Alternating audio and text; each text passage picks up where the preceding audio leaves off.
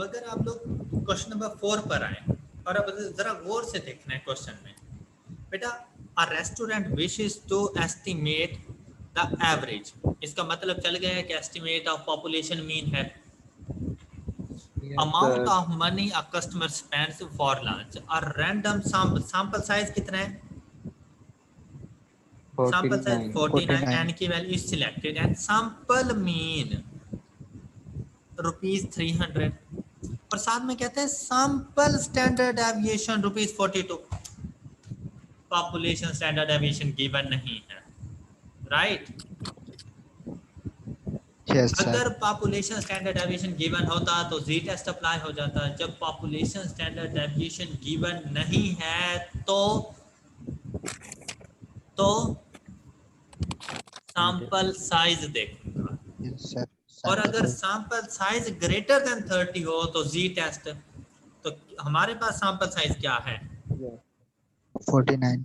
49, तो जी 49. Test apply हो जाएगा और Yes, sir. Yes, sir. Sigma की जगह पे अब जब सिग्मा नहीं है तो एस यूज हो जाएगा, सैंपल S स्टैंडर्ड use हो एविएशन, तो क्या लिखेंगे mu is equal to 300 plus minus, अब ये 95 आ रहा है तो 95 की वैल्यू मैं अभी आपको बताता हूँ, लेकिन टेस्ट तो जी अप्लाई होगा ना, multiplied by Yes. 42 over under root of, 49. यहाँ तक किसी को कोई इशू है? No, sir. No.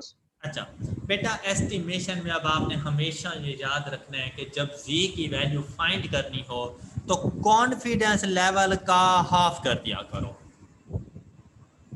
z की वैल्यू जब फाइंड करनी हो तो कॉन्फिडेंस लेवल का हाफ कर दिया Confidence करो, level का half. तो कॉन्फिडेंस लेवल का हाफ करो, क्या वैल्यू आती है 47.5. 47, मतलब 0.4750, 0.4750. Yes, sir. ये जाके चेक करो क्या ये वैल्यू आपको मिली, ये देखें Yes, क्या sir. हाँ. एग्जैक्ट वैल्यू मिल गई, तो Yes, अब sir. z की वैल्यू देखें क्या आई है, 1.96. तो बेटा हमेशा याद रखना कि 95% कॉन्फिडेंस इंटरवल पर z अल्फा बाय 2 कितना होगा, 1.96. तो यहाँ पे क्या आ जाएगा, 1.96. तो आगे मैं सॉल्व करूं, No, sir. कह रहे हैं. नहीं नहीं रुक जाओ मैं कर देता हूँ जनाब,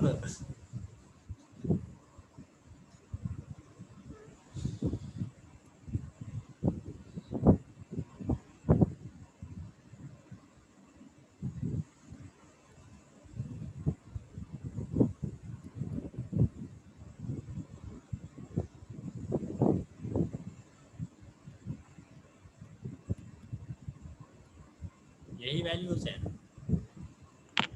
288, sir. 288 to अच्छा अच्छा 311. मैंने गलत कर दिया, Yes.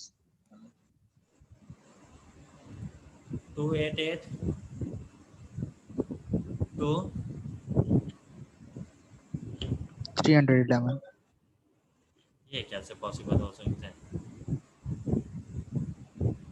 ये 11 इंक्रीज कर रहा है वो 12 डिक्रीज कर रहा है, एग्जैक्ट वैल्यू बताओ ना, The 288.24. 0.24 और ये 0.76, 76, yes, sir. तो एग्जैक्ट वैल्यू बताओ ना, क्योंकि Yes, sir. 300 से कम और ज्यादा इक्वल अमाउंट से नहीं जाना है, ओके Yes, sir. तो आप खुद बताओ यार, ये कोई मुश्किल चीज थी हैं, मुश्किल ही थी ना। No, sir. क्वेश्चन नंबर 5 देखते हैं, 9 bags of flour are weighted and mean mass is found to be 240 with standard deviation of 3.6, अच्छा ये बाय मिस्टेक ये लगा हुआ है ये वाला पॉइंट, तो स्टैंडर्ड डेविएशन भाई नेगेटिव नहीं होता, ये 3.6 है स्टैंडर्ड, किसका स्टैंडर्ड डेविएशन 3.6 है, किसका स्टैंडर्ड डेविएशन 3.6 है? Population. 9 बैग्स का। 9 बैग्स की नहीं बात कर रहा, Yes, sir. एक मिनट 9 गौर से bags. देखो ना, 9 बैग्स की नहीं बात कर रहा। तो 9 बैग्स तो उसने सैंपल लिया हुआ है,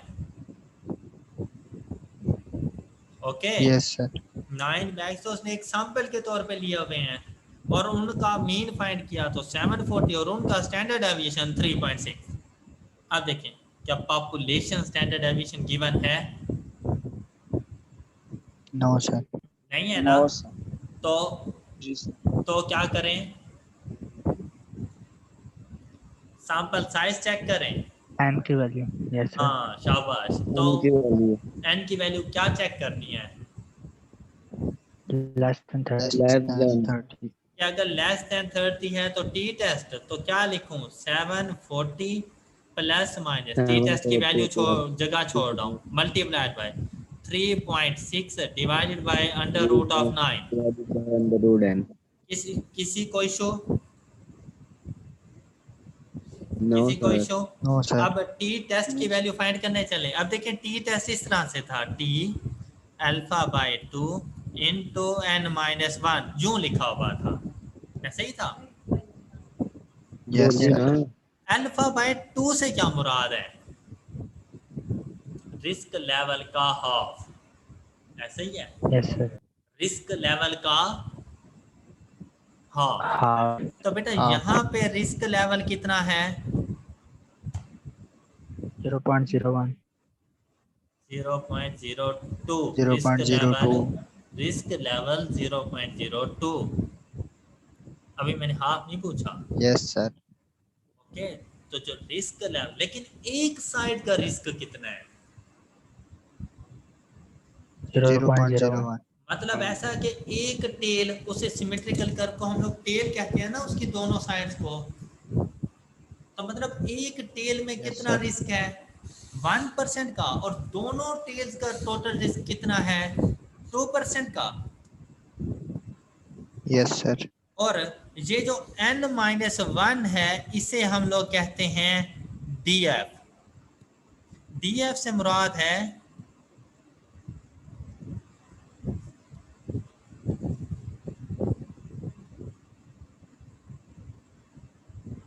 डिग्री ऑफ फ्रीडम। DF से क्या मुराद है? Degree of freedom. Degree of. और ये कैसे फाइंड करेंगे? n से क्या मुराद है? n से क्या मुराद है? Sample size.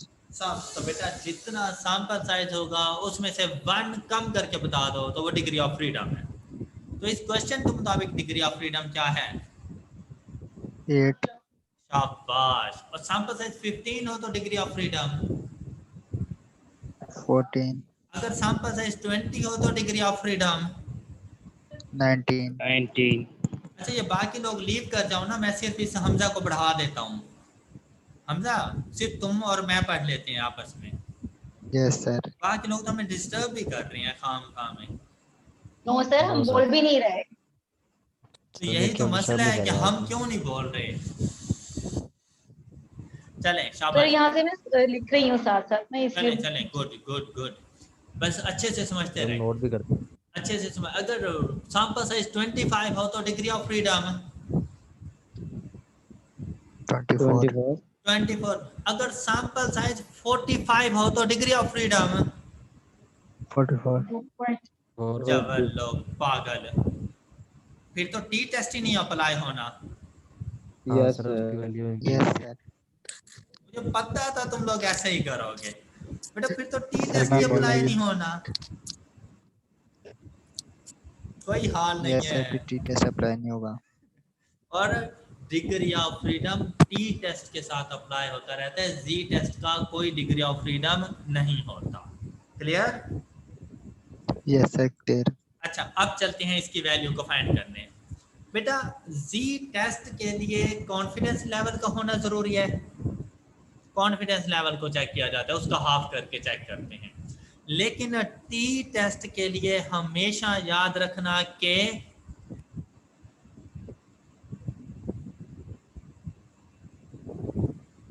Risk T level का table होना value. जरूरी है, रिस्क लेवल का होना जरूरी है।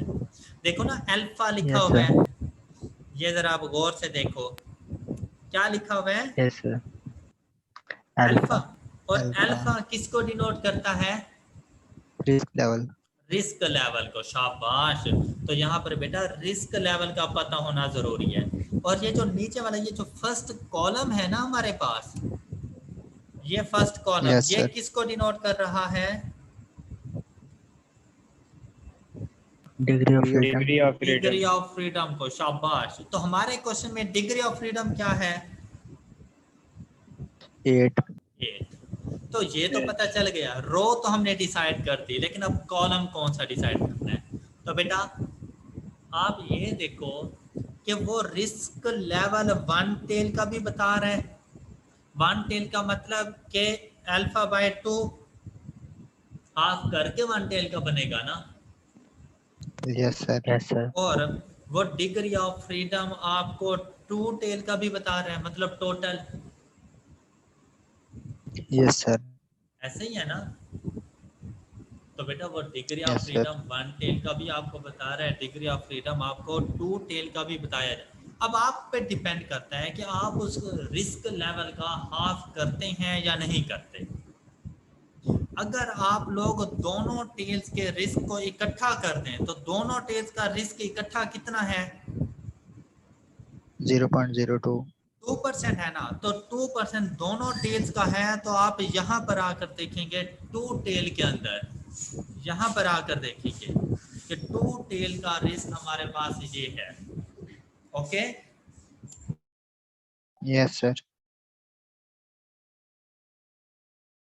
और अगर आप इसका हाफ कर देते हैं Yes, sir. रिस्क लेवल का, तो इसका मतलब कि वो 1 टेल का रिस्क बन जाता है। तो 1 टेल का रिस्क कितना है, 0.01. 0.0। तो आप लोग देखें बेटा 1 टेल में अगर जाके देखते हैं तो 0.01 को देखना पड़ेगा, लेकिन कॉलम तो एक ही सिलेक्ट हुआ है ना। Yes, sir. Same. तो बेटा वो आपको Yes. देखना पड़ता है कि आप रिस्क जो ले रहे हैं वो टोटल ले रहे हैं, दोनों टेल्स का ले रहे हैं, तो 2 टेल्स के सामने जाके देखेंगे। और अगर आप उसका हाफ करके ले रहे हैं तो फिर वो 1 टेल का रिस्क बनता है। तो वो 1 टेल का रिस्क 1 टेल के सामने हमारे पास आ जाएगा 0.01। क्लियर। Okay, sir. Clear. अच्छा, अब देखें टी की वैल्यू क्या मिली आपको, 2.8965. 2.8965। ये जाके पुट करते हैं 2.8965। अब जाके वैल्यूज फाइंड करें, क्या वैल्यूज आ रही हैं।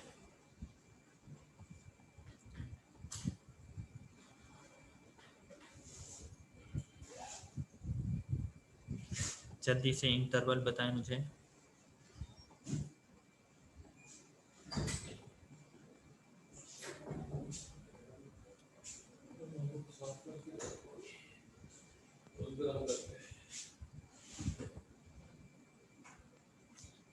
क्या आंसर है, 743 point अब आपने प्लस के साथ मुझे बताया है। 736.52. minus माइनस वाला पहले बताएं। 736। Sir, 736.52. हाँ जी, अब प्लस वाला बताओ। 743.47. 748 होगा। Yes, sir. 475. Okay, okay sir. तो ये है हमारे पास interval estimation.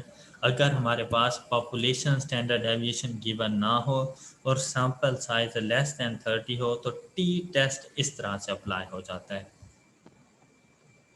Done. Yes, sir. Clear. चलें, गुड। बाकी इंशाल्लाह हम लोग बेटा कल